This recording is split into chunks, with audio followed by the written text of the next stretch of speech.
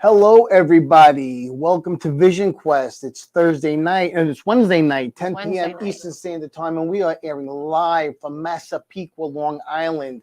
I am the spiritual gangster, psychic medium Chris George. I'm here with the lovely co-hostess with the mostest, who's begging just to be the host. You guys don't even know what's been going on before the show. Dawn Diggity. Say hi, Dawn. Hi, Chris. You're looking good tonight. Thank you. Really cute. Very nice. Thank you. Yeah. Right before the show, people, his commercial ad, and I realized that my image is not even mentioned once. There's not even a spot size image of me anywhere. But that's because it's my commercial. It's promoting me as psychic medium Chris George. We all know people are tuning in to see me, so there may be a few people that will pop in to see, but we all know my fans are going to be popping in to see me. Her and her fans. It's all she talks about is her fans. I mean, really, I'm the psychic medium. I'm the one who's been television shows and radio shows, but she got to be the star. Why? Why do you got to be the star all the time? Because I'm the pretty one. That's why. All right, well, so it's like Beauty and the Beast? A little bit. Okay. That's okay. Anyway, so I'm excited about tonight. We have an awesome guest. Yes. Her name is Monique. I hope I say this last name right. Monique Pliakos. Okay, I'm guessing I said it right. She's a certified hypnotherapist, a certified Reiki master, tarot reader, empath, Orgonite maker, healer, and podcaster. Her passion is helping others remember who they really are and find the power and magic that they possess inside. Bobby, please bring our wonderful guest on. How you doing, Monique? I'm wonderful. Thank you. How are you? We're doing great. So did I say your last name right? Yes. Well, I say it the kind of American lazy way, Pliakis, but it technically is Pliakos. Pliakos. I think I said Pliakos. You did. You did. Can I just say you two are so stinking adorable. Oh my goodness. Aww. My husband and I have a podcast we do together. And I love the dynamic between you two. It's just so sweet. So big energetic hugs to you. I thank you. And I really appreciate that. I've been doing radio for a long time and I've had quite a few co-hosts and never a girlfriend. Okay. I've always had a pretty co-host or another co-host who was very professional, kind of like the opposite of me. And I have to say, working with Dawn, it just comes natural. This is how we are all day, every day. So it's awesome. I usually want to strangle her. She usually does strangle me, but that gets me a little bit turned on. So I kind of, we have to be okay. PG show. It's a PG show, right? Yeah. PG-13. Anyway, so I say we just get right into it, okay? Let's do it. How does hypnotherapy work? Wow. Okay. So basically, you have your conscious mind and your subconscious, and your conscious mind is just overruling everything. It's in charge. So I basically talk a lot and get your subconscious mind to be like, huh, what? Oh, okay, squirrel over here. So I'm sorry, your conscious mind to get distracted so your subconscious can come out. So I'm talking, I get you really relaxed, feeling good. You're listening to me. And your subconscious starts coming through with all the information you hold inside. Okay. Yeah.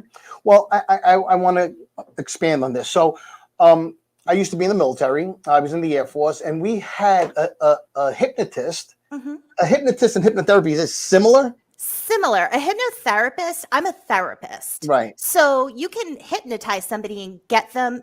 Well, people will only do things under hypnosis if they want to. They have to want it. So you can't force it if they don't. That's a misconception. A hypnotist is somebody who can hypnotize somebody, can do things, but a hypnotherapist, we're here to help you. We're essentially doing therapy with you. That's awesome. I remember like many years ago when the hypnotist came to our Air Force base and he did like a show.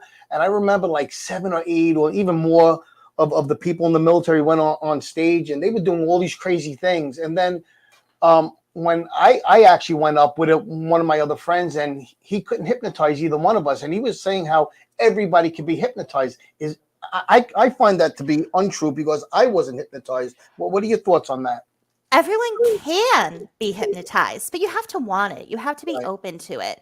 So if I'm talking and you don't want to participate, you don't want to do it, or you're putting up that barrier, that protection of I'm not going to let it happen, it's not going to happen Because you are in control 100%. Okay, and if you had to give a Makes sense. percentage, it does make sense. Yeah. If you had to give a percentage of like people that come to you that actually, I mean, buy into it, where it actually works, what would you say it is? I've only had a handful of people where it didn't work. I've had people who pretend they're under hypnosis, but I can tell. Right, And because they want to basically have the experience that they want to have. So, for example, like a past life, they want to be someone famous. right, And, I'll spend so much time trying to get them deep, really, because I really want to help them and let them have this organic experience. But if they're convinced I'm going to control it and I'm going to have the experience I want, because in my mind, I want to pretend to be a famous person, well, I can't do anything about that. So at the end of the day, I said, well, you know what? Let them have their experience because that's what they want. I've had somebody who wanted to be hypnotized and wanted to have this therapeutic experience, but also didn't. So there was that conflict. So while they were hypnotized, they kept trying to fight it and they'd come up and I'd bring them back in. And then it basically came down to facing things they weren't ready to face. So that's why I like to tell my clients, instead of saying, I'm not getting anything, instead of trying to fight what you're receiving, just say, I don't want to face this, or I don't want to talk about it, and we'll move on somewhere else. It's easier and it saves time, because if you say, I'm not getting anything, I'm going to work for you to get something. absolutely. But if you're just honest and you say, I don't want to face what I'm dealing with right now in my mind, all the better, because I can say, okay, that's fine. We can go somewhere else. And I'm not here to push people over the edge. Right. I'm here to help them. And like I said, if you don't want to do it, it's not going to happen. Oh, that makes sense. Is Yeah. there anything that you wanted to add to that? No, that makes complete and utter sense. I You- think that people who are looking for the help, and if they're really open to it, those are the people that should do it. Yeah, you have If to they- want it. Right.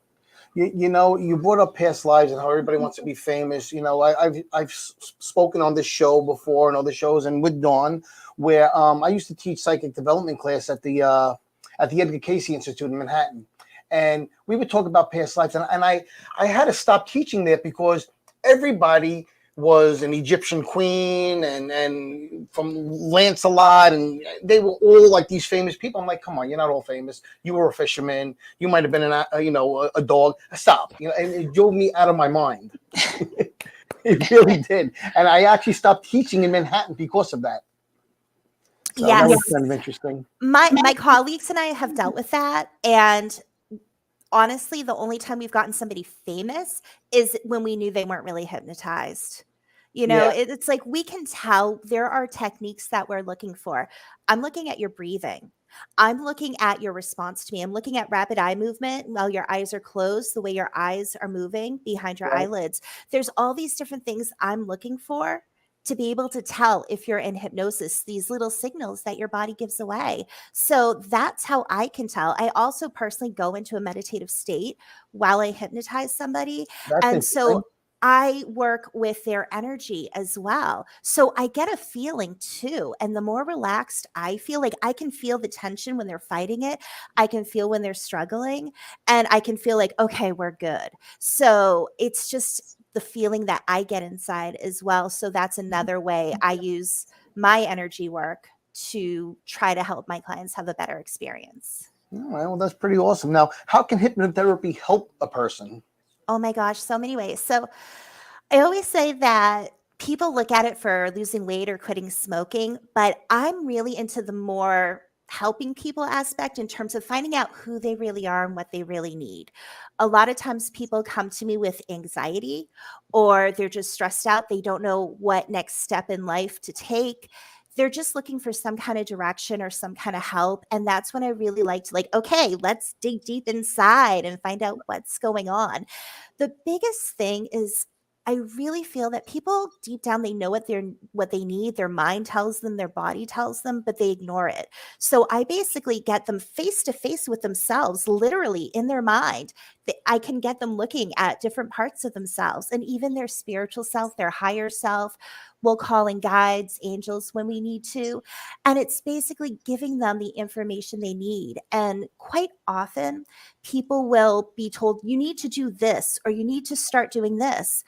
But it's not easy because they would have started it if it was Right. easy. So what I do is I find out, well, being realistic, knowing how this person is, how do we realistically get there? So I had somebody who, you need to meditate more.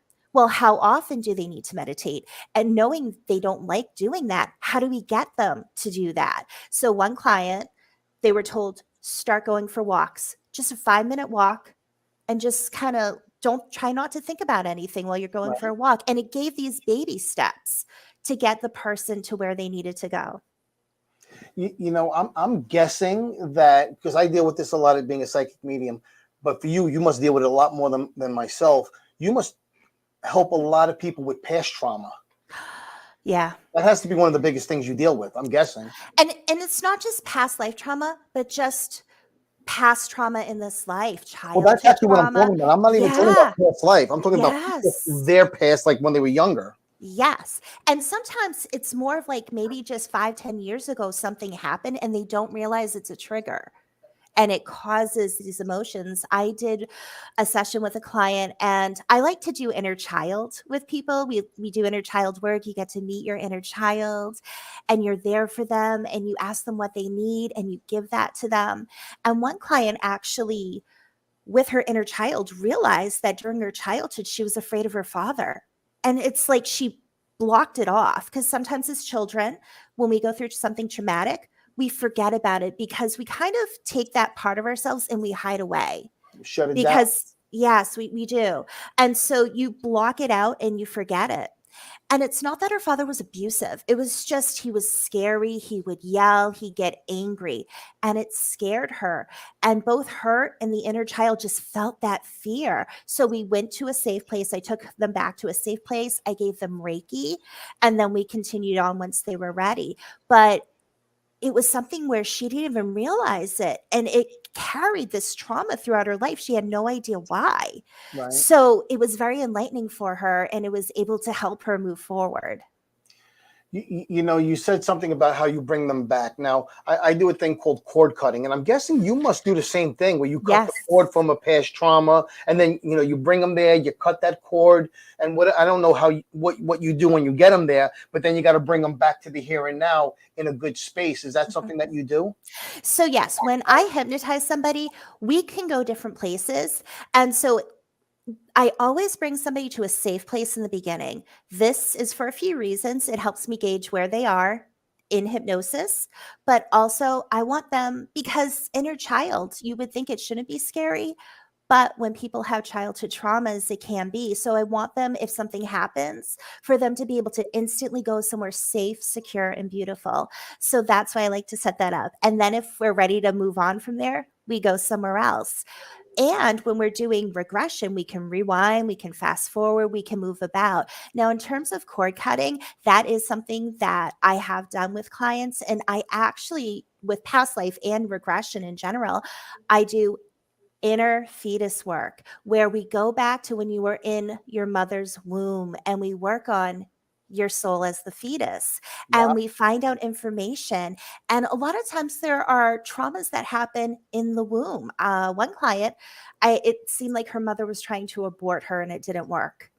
And that was something that carried trauma throughout her life. So we have these techniques. I basically put it's like a bubble of light that I put them in. It's safe and protective. We put little filters between the belly button and the umbilical cord, so it filters out any negative energy. So it basically, we're keeping that fetus safe and protected.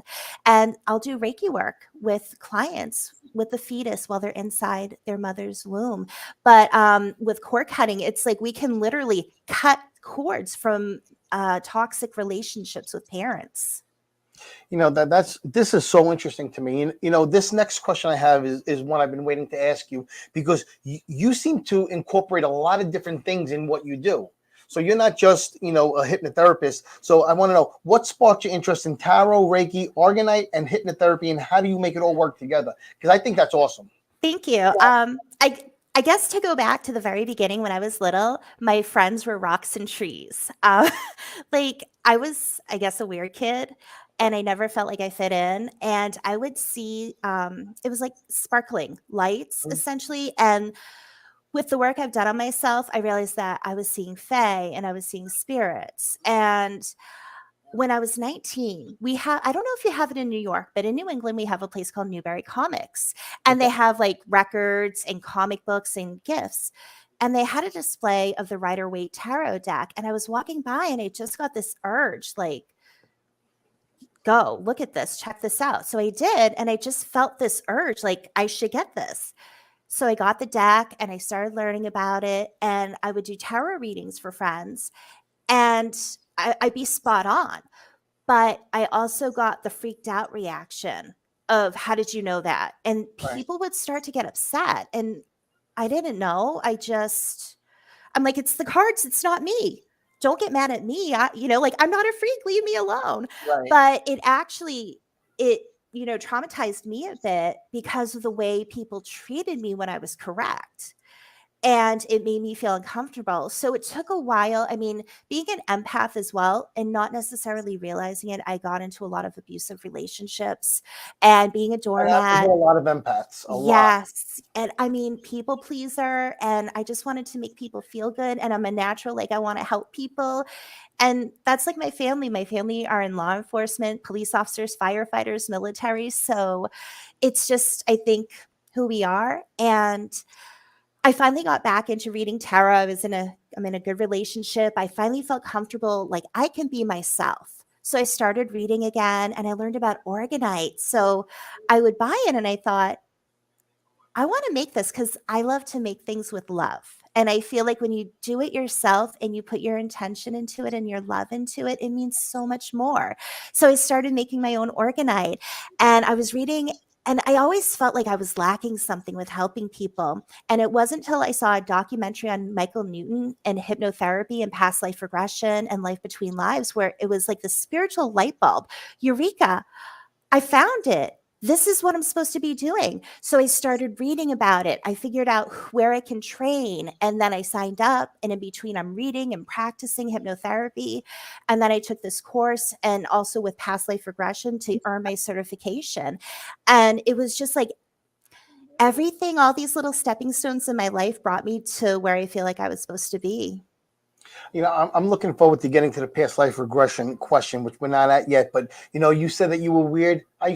When I was a kid, I talked to dead people, so I could relate. Anyway, she still calls me a freak. She says I'm No, it's just sometimes you're talking to people that are not there. Well, at least I can't see them. So. Yeah.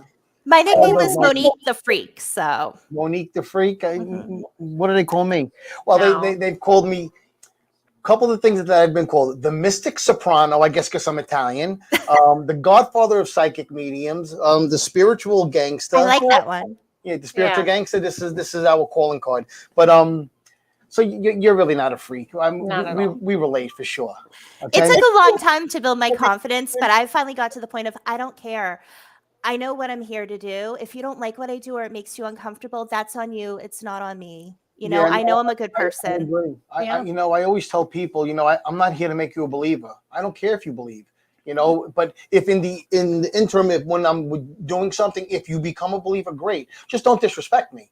Show me the respect for what I do. Right. And then as time goes on, how many people have said that they weren't believers and then they come to me for a reading, they're like, oh my God, wow. And then they become your biggest fans. That's just kind of how it is. Yeah. I don't believe in trying to make anybody believe anything. I just Yeah. do what I do. And I'm sure I could tell you do the same thing. Absolutely. Absolutely. Because I feel like when you push it, it's not organic and it's not natural. I mean, my husband and I have done paranormal investigations, and I am the biggest skeptic. I look for every explanation to everything because I am open to everything. but I also need to be realistic. I also don't want to be gullible and fall for everything. So it's that finding that balance. But Right. I'm never going to knock somebody for doing their thing, unless are you causing harm to somebody? Are you intentionally trying to do bad to somebody? Then that's an issue. But if That you're is an just issue. doing your thing, you do you. And just an FYI, our first date was on a paranormal Yeah, investigation it was. at a haunted hotel in Napanock, New York. That's awesome. Yeah, I was a skeptic. she was a skeptic Yeah, until. totally. Well, why don't you tell her what happened that made you not a skeptic? So, It was with the ball, right? yeah, a ball. So it was wedged in a floorboard, and somebody asked like if there was a spirit there to have the ball move, and it did. And it moved in the opposite direction of like the floor even going to, and I said, "How is that possible?" So it was interesting. It was good, right? Yeah, I was. So that was fun. So, what is a general hypnotherapy session like? And how Well- long does it normally take? Well, first of all, I give free 20-minute consults because I want to make sure before you pay for this and before you commit the time and your energy that you understand what you're getting into and that you're comfortable with it. So I'll do a free 20-minute consult and I'll send a practice audio recording of a guided hypnotherapy, really quick practice session. So you listen to it, you practice going into hypnosis, going to that safe place, and then coming out of hypnosis. So I want to offer that to people if they're interested, just to make sure that this is what they want to do. Because somebody might say, oh, this sounds good. And then after talking to me, realize I don't think I'm ready for that yet. Because people have to do work if you want to get anywhere with anything. If you want to heal, if you want to accomplish something, there is work to do. So a general hypnotherapy session, I tell people to put away at least 2 hours. It could go anywhere from 45 minutes. It could be 2.5 hours. I'm not the kind of person who says, oh, your time is up. Let's get this. We got to get moving. Right. If we're making progress, I'm not going to stop. I'm not going to be like, oh, sorry, time's up. That's bull. Like, no, we're gonna keep going. So that's why I say put enough time aside. We might go a little bit over. It might be 45 minutes. It depends on the person. Everyone is different. I just want to make sure everyone is able to have a positive experience. Past life regression's a bit longer. I've gone 2 hours, sometimes 3 hours. So I tell people put extra time aside for that because we're going back. We're going through a couple of happy childhood memories, so to speak. Not necessarily, you might not remember it, but your subconscious does. Then we're going to go to when you were in your mother's womb, because that's a really good jumping point to go back to a past life. So when we experience the past life, like I said before, we can rewind and we can fast forward. And I actually, from my own first past life regression, I learned something not to do, or actually something to do with my clients, because when I first did my own past life regression, I wound up at my death scene. And it was a bit jarring because in my mind, I knew that I wasn't actually experiencing what was going on. But we have what's called an abreaction, which stands for an abnormal reaction. It can be crying, it can be hyperventilating. I was hyperventilating because it was black, and it was like I started seeing and realizing I was on fire. And it was like, I knew I wasn't on fire, but my body was reacting like it was. So I learned when we bring people back, I bring them back in time to where you're doing something that you enjoy or do often, because typically it's not dying. So we like to, we'll get there when we get there during that session, but we don't want to go there right away. I gotcha. Now, what about, have you ever denied a client, like said, you know what, this isn't for you? I have a great story of when I should have. I feel like I've had clients where I have said, I don't know how well I can help you, but I can recommend people, because I have a number of colleagues and we talk to each other. It was when I was earning my certification and I was just hypnotizing friends and people doing it for free. A friend of mine said, hey, I have a buddy and he's interested in doing a session with you. He's gone through some trauma. And so I said, okay. And during the consult, I got all these red flags. It was like, and I just thought, again, my naiveness thinking, I just have to try harder to help this person. Right. When deep down, because my gut is always right, I knew something was wrong here. But I went through with the session and it was, again, he wasn't listening to me. He wasn't following instructions. And I knew something was off. And he said he had to move. He was uncomfortable. He had to move from the couch. So the next thing, he's on his bed and he doesn't have a shirt on. And I think, okay, maybe it's hot. It's summertime. He wants to be more comfortable. I'm not going to judge. And he has a blanket.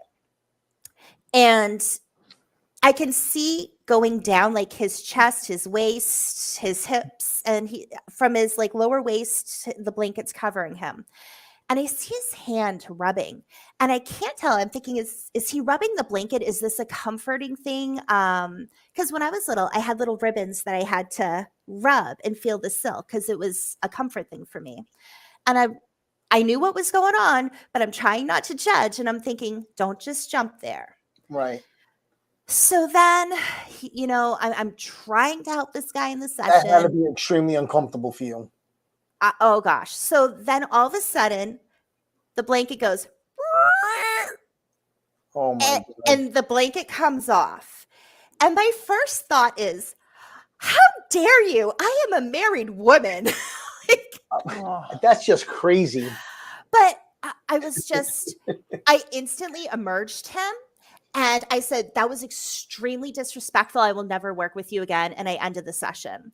And I later reached out to my friends and colleagues, and a lot of them who've been in hypnotherapy for years. And I told them what happened. And I said, I mean, I did emerge him, but, did I do the right thing? And they're all like, I wouldn't have even emerged him. I just would have ended the session. And I was like, okay, because, That's here the I impact am. in you. Yeah, I was just like, I want to do what's right. No matter how much you wrong me, at the end of the day, it's about doing what's right, not what's easy. And so he was somebody where deep down I know he wanted control and he was trying to control me. And I realized I'm not going to let him do that. And I tried to help him, but if you don't want my help, I can't help you. Some people just can't be helped because they don't want it. Absolutely. Absolutely. And they put on a facade like they do. And it's like, I know better. But again, I was new. I was earning my certification. And I thought, maybe I just need to try harder. And it was such a really good lesson for me. And just anyone listening, always listen to your gut. Your gut will never lead you wrong. If your gut's telling you something's wrong, listen to it. Yeah. People say a lot of things that they're going to do, but they don't actually put the actions behind it to make the change. I agree. Yeah. I agree. The next question is something that I like to talk about because I have a hard time. Here's the crazy thing. So past life regression. The question is, what is past life regression like? But before you answer that, I'm a big believer in past lives. I mean, what I do for a living, a lot of times I go into the past. Okay. I have a friend who's a very well-known regressionist, and when I went to her to try it, it just didn't work for me. And I've sat in on some regressions, and kind of like with the whole past life thing, everyone kind of goes to where they were like very popular, and it just never seemed to resonate with me. So talk to me about past life regression. How does it work, and what are your thoughts on it? So the way I do past life regression, I mentioned earlier, we go back because with hypnotherapy, going in a past life is not always as easy for most people. So Right. we want to kind of get you used to going back in time. We go back to a few happy childhood memories because we're not there to do trauma work or anything like that. So we want happy memories, but it's getting you used to going back in time. We want to get you younger and younger. So you might be 10 the first time. Let's go younger. You might be 5 the next time. Let's go even younger, maybe an infant or a toddler. And we go back. Then we go back to when you're in your mother's womb, and we'll do some work there. And then we go to a past life. And so I do notice people who have never been hypnotized before or have never done a past life, sometimes it takes a bit of time for everything to come into focus. Now, also, not everyone's visual. I'm a very visual person, but I'm also like auditory, feeling. But some people, when they imagine, they don't see. They might just know, they might feel things, they might hear things. So I have to figure out from my client and ask them, how do you imagine? Like, close your eyes and imagine what works for you. So that is one way to really help people who struggle with hypnotherapy, because if you say close your eyes and see a tree, well, if you can't see a tree, that's not going to help you.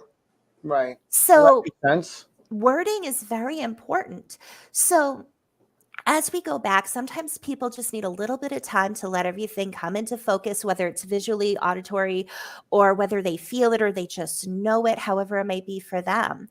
And it's just working with the client, finding out what they need. I had somebody who said, I see something, but it's not in focus. So I just said, in your pocket, you have glasses. And these are special glasses that when you put them on, everything will be in focus for you. So take them out of your pocket and put them on. And that worked. And it worked. So it's a matter of finding what works for the person. I feel like with past life regression, it can be weird for people because I give the person a choice. You can be there in the body, or you can be an objective observer, whatever you're most comfortable with. Right. So if you want to be like you're watching it on a movie screen, you can do that, whatever works for you. So I like to let people be comfortable with what they're doing. And it can be difficult because sometimes they don't like the information that's coming to them. Working with somebody who's dealing with family stuff right now in this life was dealing with family stuff in that past life, and it was very difficult for them. But some people do a past life and they're like, this is great, this is really cool, wow, I'm a guy when it's the female client. So some people get a kick out of it. Some people do have a hard time because we're doing some hard soul work there. I know, like for myself, I remember being really annoyed after my session because I am pretty visual. I have seen some of my own past lives psychically, and I really wanted the regression to work for me, and it bothered me that it didn't. I was actually upset that it didn't work. I'm like, well, why does it work for this person, but it didn't work for me?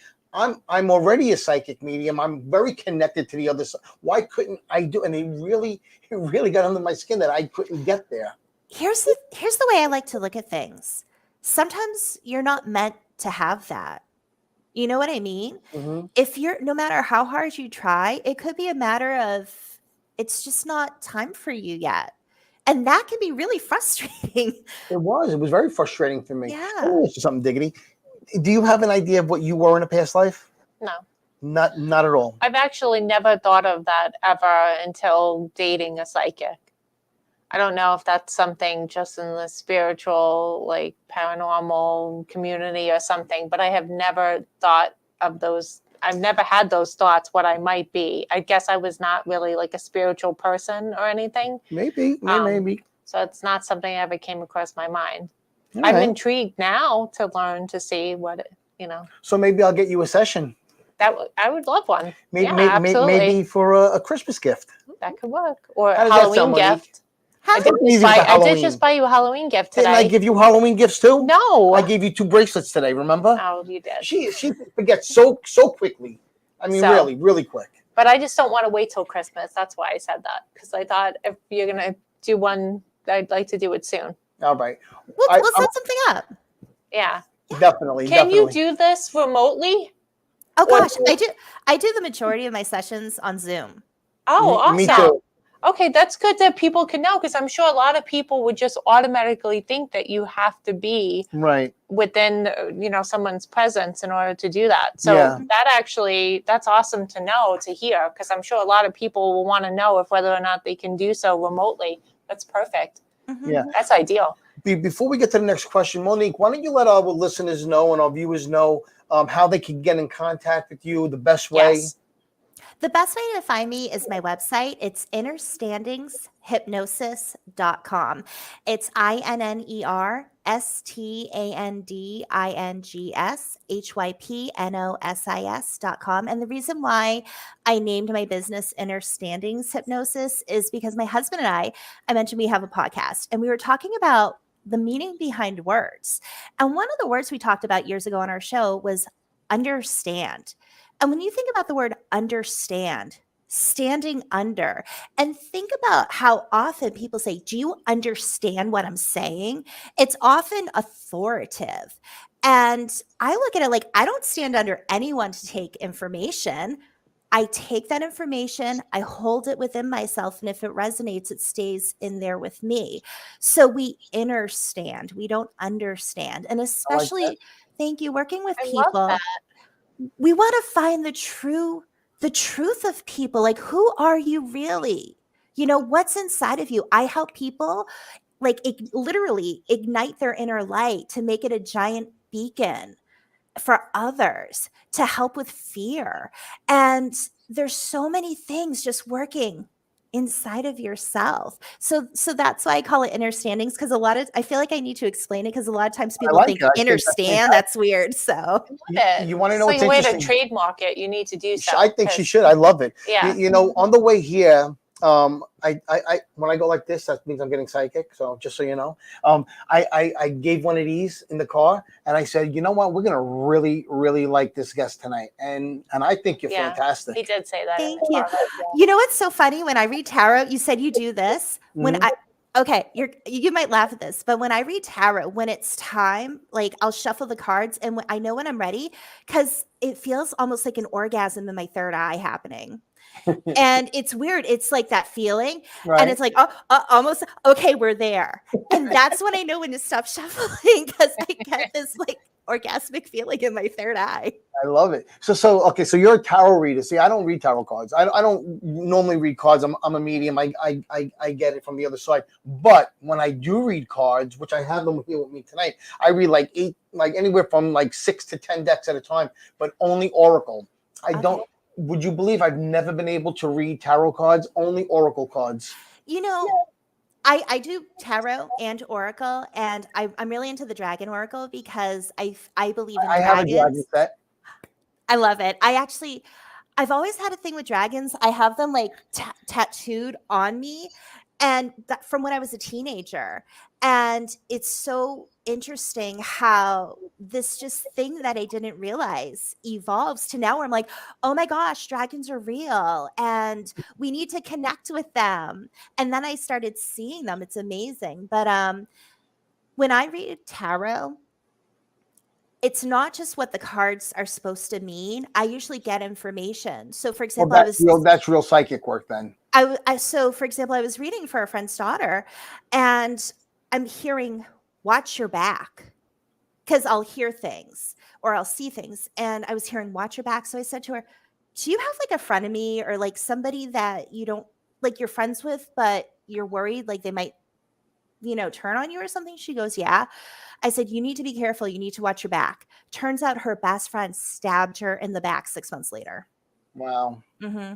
And it's just that thing. It's like, if I'm getting nothing, I'll go with what the cards mean. Right. But usually it's like the cards are telling me something, or I'm You getting are also something. clairaudient then, obviously. Yes. You're hearing things. That's And sometimes it's just a feeling. Like I can't Mhm. explain it, or I just know it.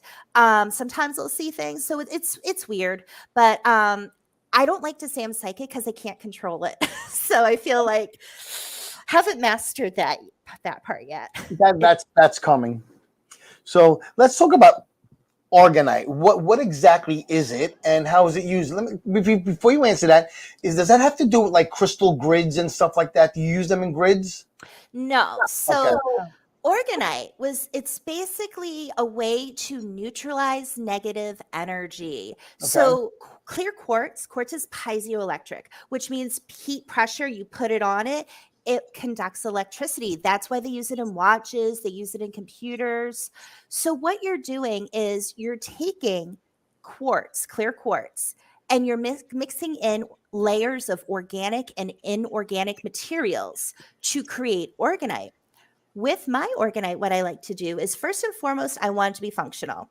So you want like a 50-50 to 60-40 ratio of organic to inorganic, and they recommend metal shavings. The finer the shavings, the better. So you might see people advertise Orgonite, and it's this beautiful pyramid with different crystals inside, and there's no Exactly. That's metal. what I've seen. That's not Orgonite. There's no metal in it.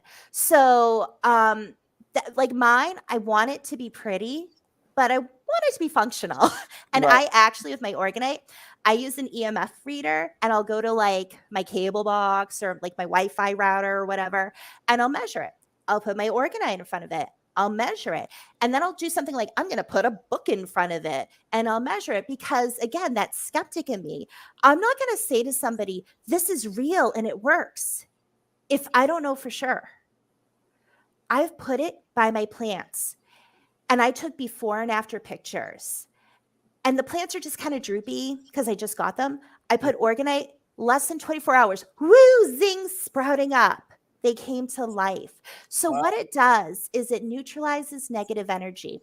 I like to add other crystals in so we can add some positive energy and take the aspects of those crystals, those metaphysical aspects, and add that in there just to have a good flow. And I always use shungite because, oh my Fantastic. gosh, all about shungite in everything I make. And Well, what are yeah, some of the other crystals that I'm very into crystals? Dawn has become very into Yeah. crystals. What are some crystals that you add to it? I am a bit of a crystal addict. I have a little bit of a problem. Mhm. So I have a lot of crystals, and what I do is I like to get the smaller pieces, usually the chips, but I have larger pieces as well. So I love black tourmaline because I'm all about protection. And again, I love shungite. That goes in everything. So what I do when I make Orgonite is I make it outside. So it's only during the spring, summer, and fall when I can make it, because my feet are barefoot in the ground. I get into a meditative state, and I have probably over 200 different types of crystals. Wow. And so I have everything, and I just, I ask, like, what am I supposed to make? Sometimes I'll have an idea in mind, but I don't Right. know for sure. So you go by feel. I go by feel. I go by what I'm told to do, because even if what I make isn't selling really fast, eventually somebody finds it. It's meant for them. Right. Well, that makes sense, because when I used to take my students to there was a metaphysical shop that I used to go to in Red Bank, and they would say, Chris, what piece of hematite should I get, or what piece of tiger? I would tell them, hold them in your hand. What feels better to you? Yes. And it has to go by feel. Yes. And Yeah. funny you say hematite. I'm wearing my little hematite skull. It's my favorite. It's one of her favorites. Yeah. And- Normally I have 3 bracelets on at one time. What I love now with Dawn, what she'll do is I sell a lot of bracelets, okay, and she'll pick them up and she'll be like, okay, I think I like this one better. It's just 2 of the same bracelets, but It's one feels different. better for her. Right. So I moved further away, but I have like my go-to places. I call them my dealers, my Mhm. crystal shop people. But I was at one of my dealers, and they had hematite rings. And again, I got pulled to it. So I said, okay, I'm going to pay attention. I picked out a ring, and it happened to fit my finger perfectly. Now, I have a bit of a bigger finger. I'm bigger hands. The women in my family are all like Amazonian women. So we're like broader shoulders, we're bigger. So bigger knuckles, bigger finger.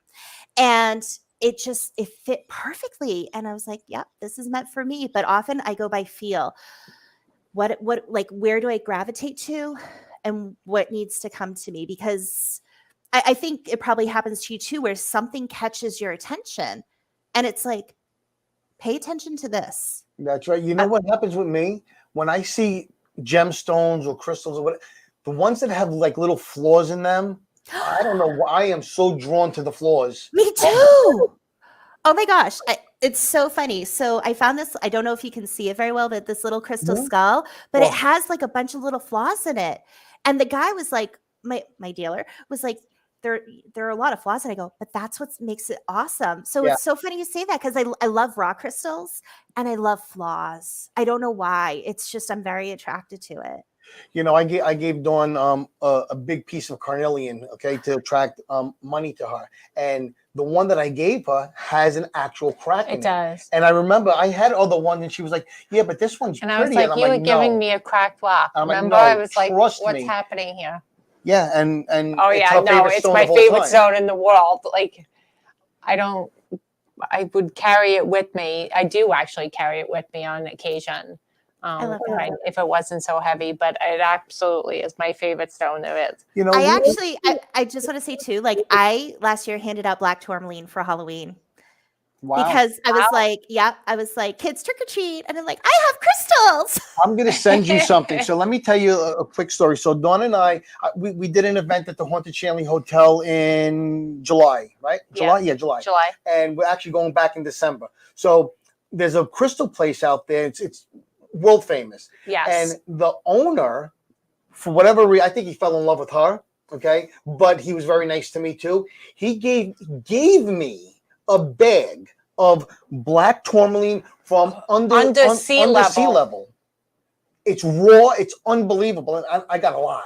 That's I'm awesome. gonna send you one. Thank I feel you. like you need You it. have not. I'm gonna message you the name of this store. It is by far it's an experience. It's almost like going to a museum of crystals. Yeah. I'm going to have to send you some Orgonite. We're going to exchange gifts. It's Sounds like good. in an old church that it is just, it's impressive. It really is. Awesome. Yeah. So I'm a little upset because I have like another 4 or 5 questions, and we only have 8 minutes left, and I feel like we need to talk more. But how many we can get to? Yeah, I want to get to this question because I deal with this, you know. Yeah. I want to know, how can you tell if a person has a spirit attachment during a hypnotherapy session, and what does it look like to you? Oh, let me talk about that. So this is my genre. Let's do this. So I've dealt with spirit attachments before, and the interesting thing is they often try to disguise themselves as a guide. But Absolutely, I believe that. It's the way they say things. There's often a lot of possessive, like me, mine, I.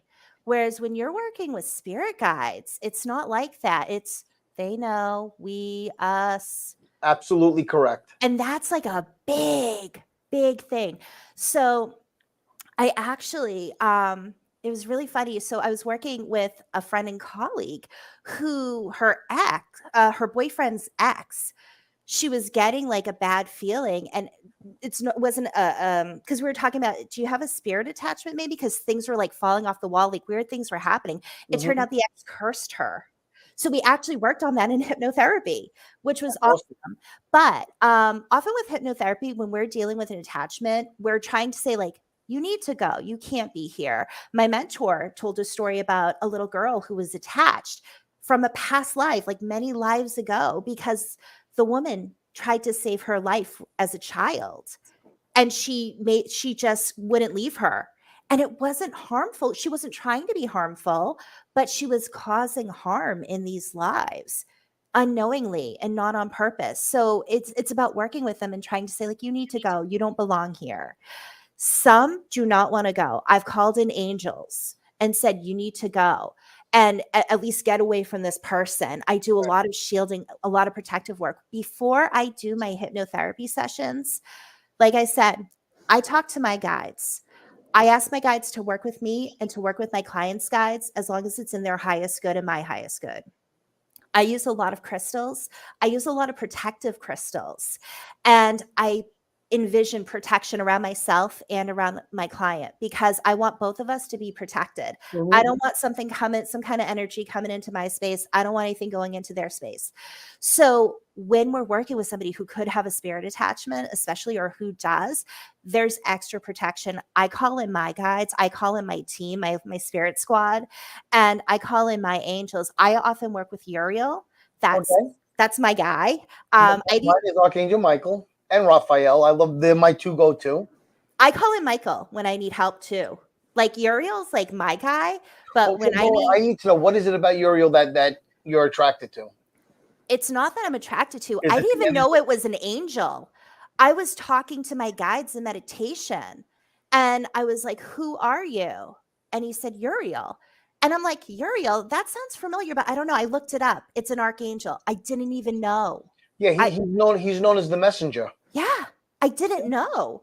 So when I've worked with spirit attachments, I call him to have my back, but I often call Michael to be like the enforcer. Like he's Right. my like group Absolutely. bodyguard. Like he's gonna kick some ass. And That's my right. guy's just there to kind of back me up and guide me. That's good. That's good. Good stuff. Yeah. Fantastic. I like that question. You do? You want to Yeah. ask it? No, you can. I want to know what sets you apart from other hypnotherapists. Well, I can already see what sets Well, you yeah, apart, but what, in your words. Here's the thing. I'm not a competitive person in the sense of like, you know, I'm so great and I'm so awesome and people should only go to me. I'm not everybody's cup of tea, and that's okay. Mm-hmm. I feel like my light that's out there, people will be attracted to it if they get that feeling. So I feel like everyone has somebody like that. There's so many wonderful hypnotherapists and shamans and people who can help. So I do my own thing. And some people say just my personality. Some people say it's my voice. Some people give the reasons why they felt called to me. Well, But you at do the have a very calming and sweet voice, so Thank that you. I'm sure that helps. Ironically, I get really excited and I talk really fast. But when I do hypnotherapy, I talk slowly and calmly, Right. gently and relaxing. So it's a bit of a contrast, but I just kind of feel like it's my light. And if you're attracted to my light, then you're going to be called to me. I have to say, I think we're both attracted to your light. Yeah. I think you are Absolutely. absolutely, you know, this is only our 6th show on this network right Yeah. now, and I'm loving this, just so you know. Thank Now, you so we only much. have another 3 minutes, so I really want to get to this last question because these are the kind of questions that I love. Mhm. What is the craziest thing that's happened during one of your I think she might hypnotherapy? have. Oh, was the question? Yeah. Yeah, okay. that might have been. Have Well, you? this is a good question. Do Which you have one? to be religious or spiritual for hypnotherapy to work? No. And that's the thing that I always worry about people when I talk about spirituality, because so many people think it's religion. Mm-mm. It's not religion. No. So I can tell people, like, if you don't want to, like, I'll do parts therapy where we get in touch with your physical you, the mental, intellectual you, the emotional you, and the spiritual you. But some people don't like that word. So I can say you're subconscious. I can work around what works with you. But at the end of the day, most people are like, I can do spiritual. That's okay. And it's amazing. They're talking to their higher selves, and it's great. So one more time, I want you to give, because I know I'm gonna share this like crazy. It's gonna be all over YouTube. Yes. On Monday, it's gonna be on television. We're Yeah, on gonna push it out Optimum there. TV. We're on Optimum TV every Monday at 12 o'clock. So for those of you here in Long Island want to watch us again, it will be on Optimum TV. I don't know what station, I don't remember, but 15 115? on channel 115 here Channel. in Long Island. How can people get in contact with you? You can go to my website, innerstandingshypnosis.com you can get a free 20-minute hypnotherapy consult. If you're interested in Orgonite or a tarot reading, you can go to tarotbymonique.com. And also, just so you know, my Reiki, I only do that during hypnotherapy. So I don't offer Reiki sessions in Okay. general. It's only for hypnotherapy Well, sessions. you're probably so busy. How could you do it all? I know. Listen, I teach class. I do spirit removal. I do readings all week. I teach. I do all this stuff. I do healing. And the truth is, I don't have time to do it all. So I focus on my readings, and that's where I put my focus into. Because to do everything it would just take up too much time. Absolutely. I have to say, I absolutely loved this show.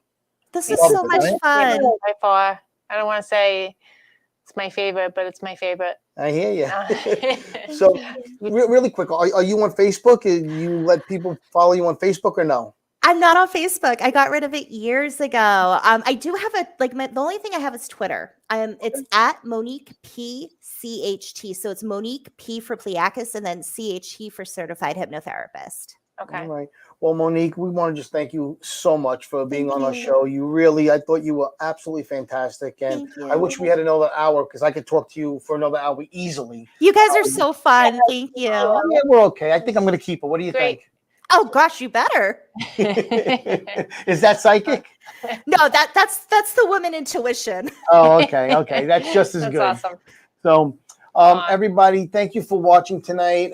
Please share this. I think everybody should get to meet Monique. I think she's wonderful. Please share this. Let's get her out there. And once again, thank you so much. We are here every week making the unbelievable believable. We cross the threshold of reality together every Wednesday night. Wednesday night. I forget all the time. Good night, everybody. Good night.